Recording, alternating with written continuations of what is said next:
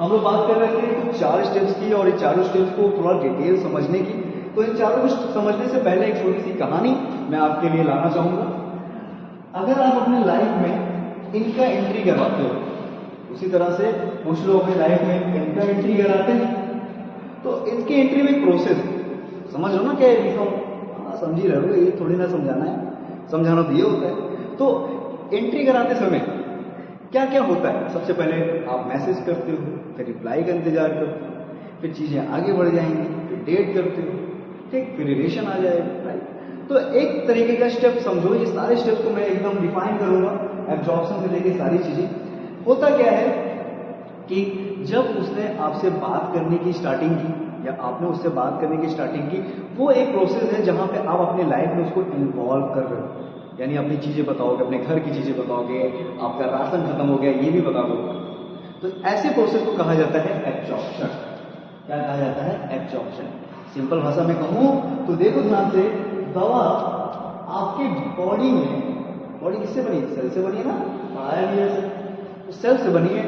इस सेल्स के अंदर आना चाहती है, ठीक, और जैसे ही सेल के अंदर आएगी, प्रोसेस क्या कहलाएगा बेटा? एब्जॉर्प्शन कहलाएगा। क्या किया? बॉयफ्रेंड ने क्या किया? गर्लफ्रेंड से कहा कि आ जाओ मेरी लाइफ में, इन हो जाओ यार, मेरी दिक्कतें समझो यार, मेरी कुछ शर्तें हैं। शर्तें क्या होंगी? शर्तें ये होंगी, अगर इनकी सोच और इनकी सोच नहीं मिली तो क्या रिलेशन बन पाएगा? क्या ये दवा एब्जॉर्ब हो पाएगी? क्या ये इनके लाइफ में आ पाएगी? नहीं आ पाएगी। यानी ये दोनों कहीं ना कहीं सिमिलर होने वाले हैं। यानी दोनों में जोड़ी बनेगी तो सिमिलर से बनेगी। भूल जाओ, वो नहीं होता कि मैं उल्टा तुम उल्टी तो हो गया भाई काम सीधा, ऐसा नहीं होता। थोड़ी बहुत तो सिमिलरिटी मिलनी पड़ेगी, तभी उसको मैच्योर कहते हैं ना। चलो, ये भी ज्ञान में देता रहता है। तो सिमिलर होना पड़ेगा डीएफ एंड जीएफ को, दोनों को।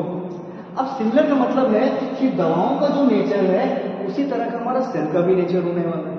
तो दवाओं का जो नेचर है बेटा, ये दवाएं लिपिड को बड़ा पसंद करती हैं, बहुत पसंद करती हैं। यानी ये पानी में नहीं घुलती, किसमें घुलती है? लिपिड।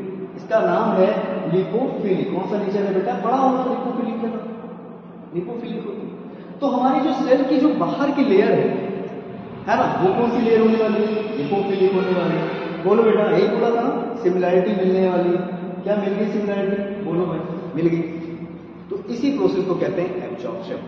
अभी एब्जॉर्प्शन कंप्लीट नहीं हुआ है, अब क्या होगा? आपके घर आएगी, फिर आपके घर में जाएगी तो क्या करेगी? अपने चीज़ों से, अपने अनुसार चीज़ों को व्यवस्थित करना स्टार्ट करेगी, या करेगा। मैं दोनों की बात करूँ, या करेगा या करेगा। इसका मतलब है कि अब उस सेल के बाद पहुंच जाएगी कहां पर? ब्लड में।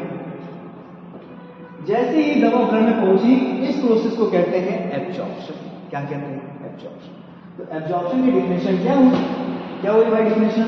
लिख लो बड़ा से कि ड्रग ने कौन सा फिनोमेना यूज किया? कौन सा फिनोमेना यूज किया भाई? लाइक डिसॉल्व लाइक का। बोलो भाई, सही है। और इस फिनोमेना का यूज करके वो दवा आसानी से कहां पहुंच गई? ब्लड में पहुंच गई, and reach to systemic circulation. क्यों भाई? सही है। इसको क्या कहते हैं भाई? इसी को कहते हैं एब्जॉर्प्शन। क्लियर है ना? बात सिंपल है। तो इसे कहते हैं एब्जॉर्प्शन। नेक्स्ट पार्ट आता है, अब भाई मेटाबॉलिज्म स्पेशल भी समझा दिया जाए। तो पहले कहानी ले लो, उसके बाद समझते हैं। कहानी थोड़ी सी और लंबी कर देते हैं ताकि आपको पूरा कॉन्सेप्ट क्लियर हो जाए। अभी मैंने क्या किया, इनको इनकी लाइफ में लेके आया।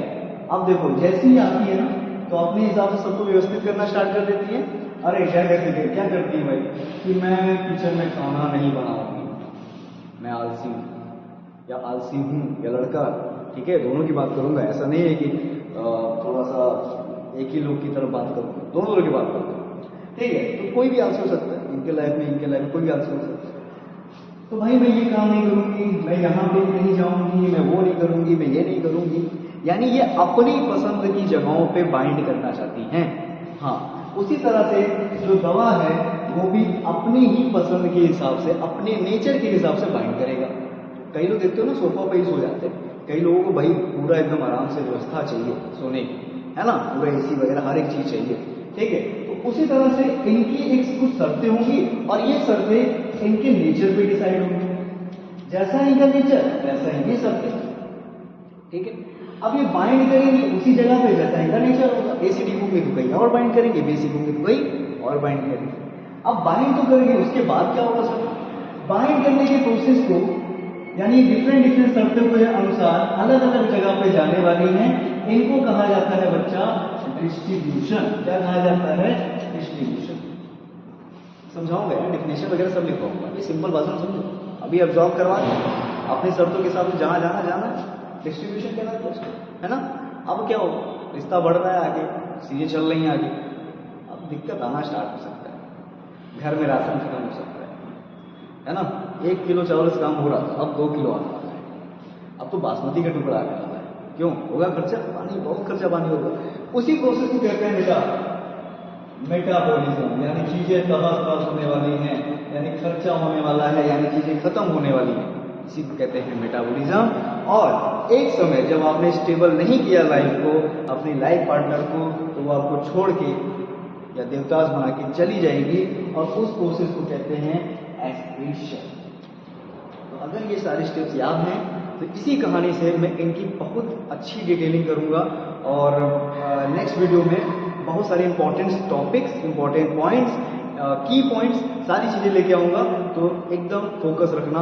मैं रिपीट कर रहा हूं जो भी आज हम लोग ने पढ़ा, हम लोग ने आज पढ़ा ये कि दवा कैसे मूवमेंट करती है, किन स्टेप से मूवमेंट करती है, और उस स्टेप में एब्जॉर्प्शन का क्या मतलब हुआ, डिस्ट्रीब्यूशन का क्या मतलब हुआ, मेटाबॉलिज्म का क्या मतलब हुआ, और अगर वो छोड़ के चली गई तो एक्सक्रीशन का क्या मतलब हुआ, यानी वो दवा आपकी बॉडी से निकल के बाहर चली गई।